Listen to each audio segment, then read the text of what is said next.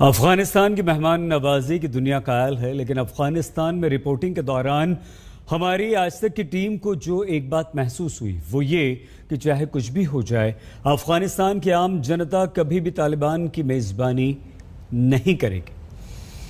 तो अफगानिस्तान से आज तक की ग्राउंड रिपोर्ट के बाद आइए अब हम आपको बाढ़ के पानी में डूबे महाराष्ट्र की ग्राउंड रिपोर्ट दिखाते हैं।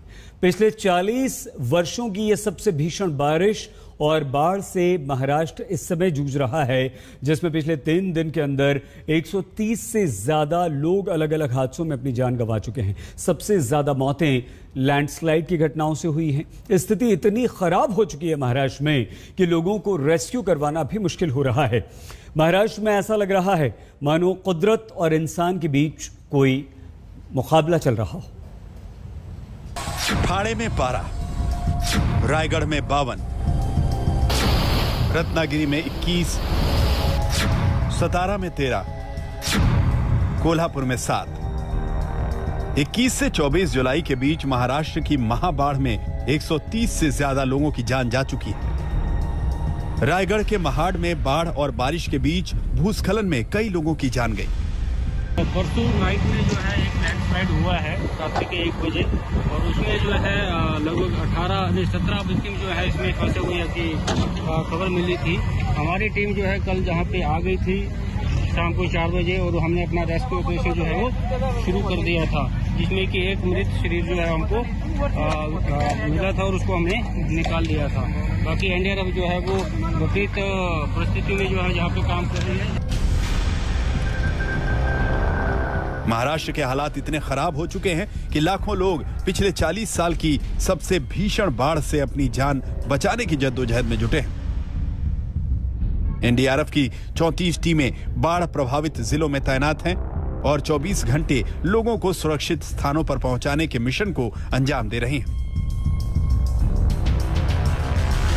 सिचुएशन है वो थोड़ा सा कठिन है, क्योंकि बारिश लगातार हो रही है। अभी बारिश थोड़ी थमी है, लेकिन बारिश का कहर जारी है, और इसके चलते लोगों को रेस्क्यू करने में जो परेशानी आ रही है एनडीआरएफ टीम को, वो समझ में आता है। लेकिन अभी जो फिलहाल स्थिति है वो ये है कि लगातार हम लोगों को अभी कुछ दिन तक काम करना होगा। एनडीआरएफ की लगभग 34 टीमें महाराष्ट्र में काम कर रही हैं। पूरे महाराष्ट्र में ऐसी बारिश, ऐसी बाढ़, ऐसी तबाही पिछले 40 सालों में कभी नहीं देखी गई। एनडीआरएफ, नेवी, आर्मी लोगों को बचाने में जुटी है। करीब 1.5 लाख लोगों को अब तक सुरक्षित स्थानों पर पहुंचाया गया। ये तस्वीर देखिए, सांगली की बाढ़ की धार ने लोगों की जिंदगी को तार-तार कर दिया। इसी एक डोर के सहारे लोग जिंदगी बचाने का जतन कर रहे हैं। राहत और बचाव में जुटे जवान लोगों की जिंदगी भी बचा रहे हैं और राहत का सामान भी पहुंचा रहे हैं। बाढ़ में फंसे लोगों के लिए एनडीआरएफ के जवान किसी देवदूत से कम नहीं। यहाँ के जो सिविल प्रशासन द्वारा पता चला कि वालवा तहसील के अंतर्गत एक सिरगांव है जो कि वालवा से 1.5 किलोमीटर दूरी पे है और कृष्णा नदी के उस पार है। इस सिरगांव के चारों तरफ पानी भर गया है और वहाँ पर लोग फंसे हुए हैं।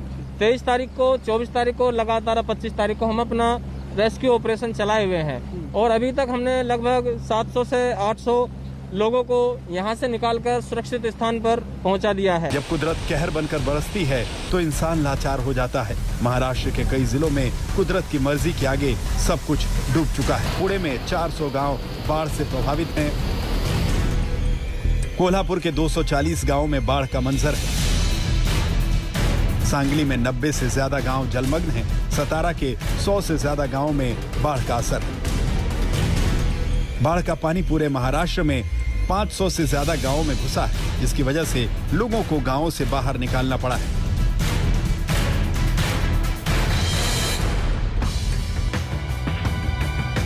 ऐसे लोगों की मदद के लिए उन गांवों के लोग सामने आए हैं जिनके गांव बाढ़ में बच गए हैं। ऐसा ही एक गांव है सांगली जिले का समडोली, जहां बाढ़ प्रभावित गांव के लोगों को न सिर्फ शरण मिली है, बल्कि उनके खाने पीने का इंतजाम भी गांव के ही लोग कर रहे हैं। उस लोगों को हम इधर इकट्ठा करके उनको खाना नाश्ता वगैरह सब कुछ मंडल की तरफ देते हैं। अभी आसपास के गांव और समडोली ये दूसरे तरफ ये किया शिफ्ट किया है।